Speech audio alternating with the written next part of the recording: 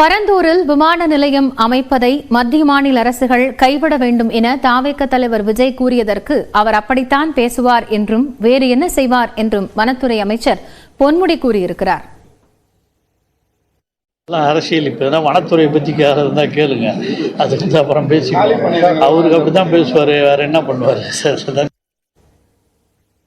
பரந்தூர் விமான நிலைய திட்டம் மத்திய அரசின் திட்டம் என்றும் அப்பகுதியில் உள்ளவர்களுக்கு வேலைவாய்ப்பு கிடைக்கும் என்பதாலும் அதை ஆதரித்ததாக திமுக செய்தி தொடர்பாளர் டி.கே.எஸ். இளங்கோவன் தெரிவித்துள்ளார்.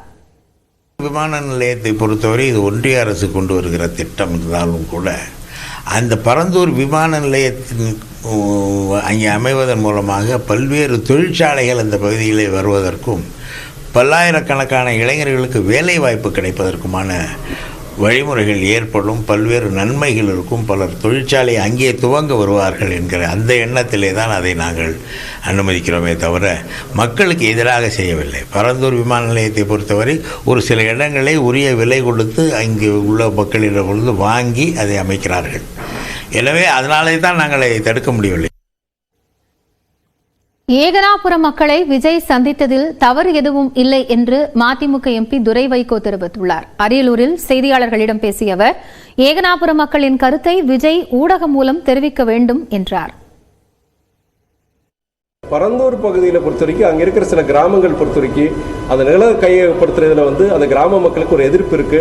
அவங்களோட எதிர்ப்பை கடந்த காலம் சில தெரிவிச்சிருக்கிறாங்க.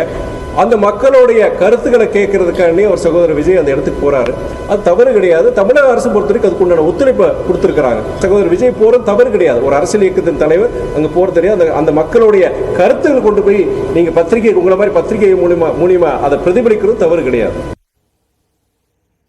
பரந்தூர் விமான நிலையத்திற்கு பதில் விஜய் மாற்று இடத்தை மாநில அரசுக்கு பரிந்துரைப்பாரா என தமிழ்நாடு பாஜக தலைவர் அண்ணாமலை கேள்வி எழுப்பியுள்ளார்.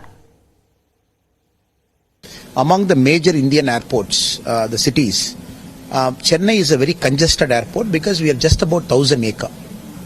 If you look at Delhi, which is a 5,000 acre airport, Hyderabad is also close to 5,000 acre airport, Bangalore is close to 4,000 acre airport. So Chennai is 1,000 acre. It's a very congested. Tamil Nadu needs more airports. That is clear.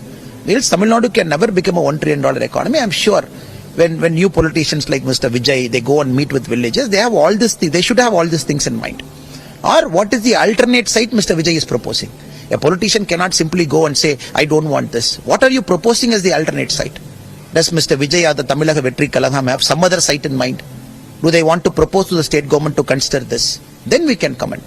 So as we clearly explained, the BJP's Tamil Nadu stance is, we want a new greenfield project airport. Tamil Nadu has to grow. It is a state government subject with respect to the land selection. விஜயின் நிலைப்பாடு தமிழ்நாட்டின் வளர்ச்சிக்கு எதிர்ப்பான நிலைப்பாடு என Sivaganga MP Karthi Chidambaram தெரிவித்துள்ளார். தமிழ்நாட்டுக்கு வருபவர்களுக்கு, வெளிநாட்டிலிருந்து குறிப்பாக வருபவர்களுக்கு தமிழ்நாட்டை பற்றி, இந்தியாவை பற்றி முதல் அபிப்பிராயம் நம்மளோட ஏர்போர்ட்டை வச்சுதான். ஆனா இன்னைக்கு இருக்கிற சென்னை ஏர்போர்ட்டை நீங்க பாத்தீங்கன்னா மற்ற இந்தியாவில் இருக்கிற எல்லா ஏர்போர்ட்டோட என்னை பொறுத்த வரைக்கும் மோசமான ஏர்போர்ட் சென்னை ஏர்போர்ட் தான். அதை ஒரு சர்வதேச ஏர்போர்ட்னு சொல்ல முடியாது. அது நெரிசல் ஜாஸ்தி. அதற்காக ஒரு புது ஏர்போர்ட் தமிழ்நாட்டுக்கு தேவை என்பதில் எந்த சந்தேகமும் கிடையாது. அதனால இப்ப ரொம்ப நாளைக்கு பின்னர் ஒரு இடத்துல ஒரு சர்வதேச விமான நிலையத்தை அமைக்கலாம் என்று மத்திய அரசு, மாநில அரசு எல்லாரும் ஒத்துக்கொண்டு ஒரு இடத்தை சேர்க்கிறாங்க. அதை இந்த நேரத்துல வேண்டாம் என்று சொல்லும் ஒரு அரசியல் தலைவர் என்னை பொறுத்த வரைக்கும் தமிழ்நாட்டுடைய வளர்ச்சிக்கு எதிர்ப்பாக சொல்கிறார். நேற்று தமிழ்நாட்டுடைய நிதியமைச்சர் ரொம்ப தெளிவான அறிக்கையை கொடுத்திருக்கிறார்.